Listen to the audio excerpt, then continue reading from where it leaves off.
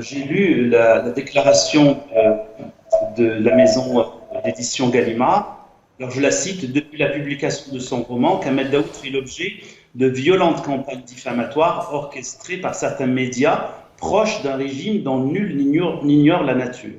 Alors, j'aimerais juste dire à cette maison d'édition, qui est d'ailleurs la même maison d'édition pour Kamel Daoud et pour Boualem Sansal, quand on parle de régime, il faut juste se rappeler de son histoire. Vous savez que la maison Gallimard, durant l'occupation allemande, a collaboré avec le régime nazi.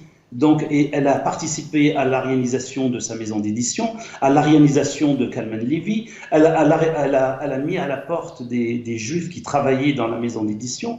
Et c'est maintenant cette maison d'édition qui vient nous donner des leçons, qui nous traitait de régime. Donc, et au lieu de toute façon de faire une enquête sur cette affaire, elle est montée très rapidement au créneau en menant cette histoire sur le terrain politique, alors qu'une maison d'édition, normalement, elle ne doit pas défendre aveuglément son auteur, elle doit juste essayer de voir plus clair dans cette histoire. Donc, la position de la maison d'édition a été belliqueuse et elle était insultante envers l'Algérie, donc il faut lui rappeler qu'elle aussi, elle a collaboré avec le régime nazi. Donc, elle n'a pas de leçon à nous donner. Je reviens à ce qu'on disait tout à l'heure, ce que vos invités disaient au sujet du Point. Je rappelle que le Point, dans la rédaction du Point, il y a le fameux rossignol des charniers, qui est Bernard-Henri Lévy, et donc un sioniste avéré qui a été à l'origine de la destruction de la Libye. Alors, ces médias, ces maisons d'édition ne sont pas là pour nous donner des leçons, ils ont juste à regarder leur passé et essayer d'y réfléchir correctement.